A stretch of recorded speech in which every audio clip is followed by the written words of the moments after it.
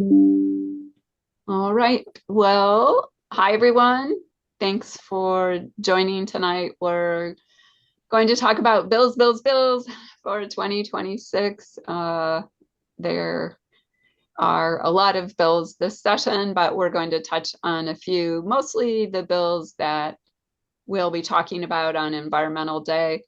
There are a lot more bills, bills that are going to be priorities for Sierra Club and other groups involved with Environmental Day at the Capitol, but we can't possibly cover them all. But after, if you see something or you hear something and you want more information after tonight, just let me know. And happy to, help you find that. And also, wanted to let you know we do have a bill tracker on our website on our legislative page that you can check out. So I'm Sandy Barr. I'm the chapter director for Sierra Club in Arizona, the Grand Canyon chapter, and I use she, her pronouns. I have lived in Phoenix most of my life on the lands of the Akmal Atam and Pipash. And I grew up in northern Michigan, but have again been here most of my life and worked for Sierra Club for 28 years doing a variety of things. Also, in Sierra Club, we try to center our work on principles of equity, justice, and inclusion, and have adopted the HEMA's principles for democratic organizing for our work. And, key among those are being inclusive, building just relationships, and working together in solidarity and mutuality. Always commitment to self-transformation too. All right. So let's get started. I thought I'd just start with really a quick overview of what's up with the legislature. So they started on January 12th. They always start the second Monday in January. That's actually in the Constitution. When they end, we don't know. They're supposed to try to end in 100 days, which is I think April 25th this year, but there's nothing that says they have to. And the last several years, they've gone very late in towards the end of June, in fact. So I think there is a bill this session to try and statutorily require them to be 100 days, but it is, it probably won't go anywhere. So we announced our priorities in early January. Those are available on the website, and you will have a one-pager of those for Environmental Day too. And then the governor did the state of the state and focused on a number of issues. Water was the main environmental issue she addressed, and a little bit on energy affordability. And then they were off. She also dropped her budget, which was not embraced by the legislature, but did include a few things helpful from an environmental perspective. And now there are so many bills. In fact, there are so many bills this session. For the first time, they had to change the way they number. So traditionally, House bills have all started with a 2, and Senate bills have all started with a 1. They ran out of 2s. They had 2,999, and so now they've jumped to the 4,000s in the House. So you will see some bills in the House that start with a 4. That's the first time that has happened. I think ever, but certainly in the time I've been involved.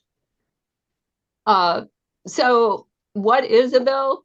A bill's just a vehicle for introducing a proposed law. And if you ever saw I'm Only a Bill, then you know what a bill is. It's very similar Arizona Legislature level. Just to let you know, most bills are never heard in committee and most bills don't become law, but a number of them do. And, we're concerned about the ones that would do harm. So let's go ahead and move into talking about some of the bills. So this year, there are, again, a number of bad climate and energy bills, and there are far too many for me to talk about this evening, so I thought I would just highlight a few. 2267 is a bill that's actually up in committee this coming week, and it identifies solar and wind as automatically a nuisance, a public nuisance, if a project is within 4 miles of a residential property. Well, that is going to bring a lot of solar and wind into the definition of public nuisance. And then if these projects apply for a permit through the Arizona Power Plant and Transmission Line Siting Committee, then they might not be a nuisance, but they also might not get cited because they would also have to get approved by the Corporation Commission, which is very unfriendly right now. Also requires the Attorney General to take action to stop these developments. So clearly intended to erect roadblocks for solar. And then 2331 basically requires all new generation that is replacing, well, actually all new generation, doesn't even have to be replacing old generation, to be 85% of it needs to be from what they call reliable sources. And the way they define reliable, it would be fossil fuels. So they're effectively saying that 85% of the generation would have to be gas. So that bill passed out of committee this week, and we also think it may infringe on the rate-making authority of the Corporation Commission because of it's telling the utilities what to do, but in doing so, those are those are higher cost resources, and so indirectly affecting rate making. I don't know, we haven't gotten an opinion on it yet, but I think there may be some constitutional issues with it. But either way, it's a bad bill. We don't need to be mandating fossil fuel generation. Utilities are doing plenty of that already, which even one of the GOP members mentioned on the committee, Representative Martinez, said, well, the utilities seem to be doing a lot of gas, and she was familiar with the list of projects, so and she was right. Some other ways that they are getting in the way of clean energy, 2337 requires a county, smaller counties like anything but Pima and Maricopa, to have a unanimous vote in order to issue special permits or conditional use permits for wind and solar projects. So again, another barrier for wind and solar, but that there's no such requirement for coal, gas, or nuclear. And then 2389 basically says that new power plants that replace an existing plant on the same property don't need a new certificate of environmental compatibility. So, they might have gotten the certificate of environmental compatibility, which is basically a certificate to look at the environmental impacts of siting a particular plant or a transmission line. They might have gotten it in the 70s. And, since then, a lot of things have changed. And if you're fueling it with a different fuel, that can have an impact as well. So we think this is a really short-sighted bill.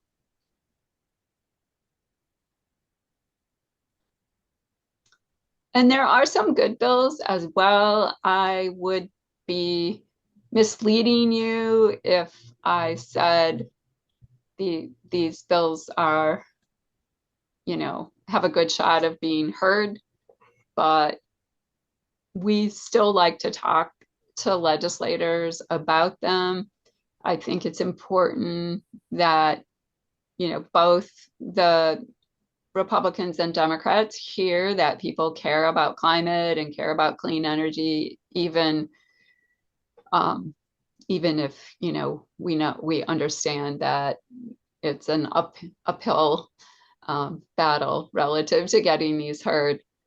The first bill, and I'll just run through these quickly. The first bill, and this bill has a companion bill in the Senate, so 2356 and also 1383 would repeal the prohibitions on state agencies adopting or enforcing programs to reduce greenhouse gas emissions. That is in statute. They can't do anything unless the legislature gives them authority to do it. And the legislature mostly does not give them the authority to do it. The next one, 2551, codifies the Office of Resiliency that's established in the governor's office. And also requires utilities to generate 50% renewable energy by 2035. 2928 has to do with worker heat standards. There's been a big push to get the Industrial Commission to establish better heat standards for workers, and this one would put those in statute. So perhaps could, get them rolling a little faster. I'm not going to talk about all the data center accountability bills because there are a lot of them, but I just wanted to let you know that most of them, and the numbers are listed here, would rein in the tax breaks that data centers get. And, right now, the total amount of tax breaks they got in 2025 was like $38.5 million. And so they don't pay any transaction privilege tax on anything ever. So there is an effort to eliminate those. The problem we have in Arizona, though, is in order to eliminate a tax like that, it requires a 2/3 vote. Just like implementing a new tax requires a 2/3 vote, eliminating a tax break, which effectively would increase their taxes, also requires a 2/3 vote. So these will be tough to get. A number of these bills also include provisions to limit water and energy use as well. And if you're interested in more details on any of those, we can get those to you. And there are a couple of nice bills to promote solar, 2 bills to promote portable solar. It's been referred to as balcony solar, although a lot of people don't have balconies, so I think they're getting away from using that. But the bottom line is you don't need any kind of special hookups for it. You can just use it, put it out on a balcony, a patio, something like that. And it's, doesn't power huge amounts. It's not going to like power your refrigerator, but it can help, cut a little bit off your electric bill. And it's a way to democratize solar a bit more. And then Senator Sundaration has her renewable energy standard bill again to tell the utilities they have to generate at least 50% of their electricity from renewables by January 1, 2036. The courts, previously, the courts had said the legislature couldn't do that because it was considered rate making. But a few years ago, a decision kind of opened it up. And so we think it would be allowable. And, but again, have a tough time getting a hearing. You can still talk to them about it though. And then on water, overall, I would classify the water bills as being focusing on trying to get around the requirements for physically available water for an assured water supply in active management areas. So the active management areas are areas like Phoenix and Tucson and Prescott, where there are some limits on groundwater pumping. And subdivisions have to have a 100-year assured water supply. And part of what is considered assured is that the water is physically available. There are parts of the greater Phoenix area where water does not meet that physical availability requirement. So ever since there was that finding that it wasn't, the legislature has introduced bills to try to get around that. They also are trying to allow more groundwater pumping in rural Arizona, which right now, most of rural Arizona doesn't have any protections at all relative to groundwater pumping. But even in the places where it does, they're trying to loosen that up. 2097 relates to what's called an irrigation non-expansion area. An irrigation non-expansion area is a place where they can't irrigate new acres. This bill would allow them to move irrigation from one place to another.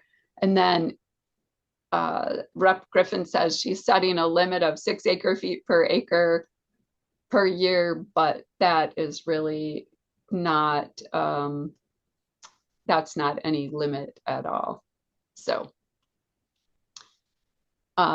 anyway, that's, let's pump more. The McMullen Valley is an area where it's kind of a sacrifice zone for groundwater pumping, and they want to allow a hedge fund to be able to make a bunch of money off the water there and pump and import it into the Phoenix active management area. The hedge fund is called Water Asset Management. So, oh, you can't see the slide?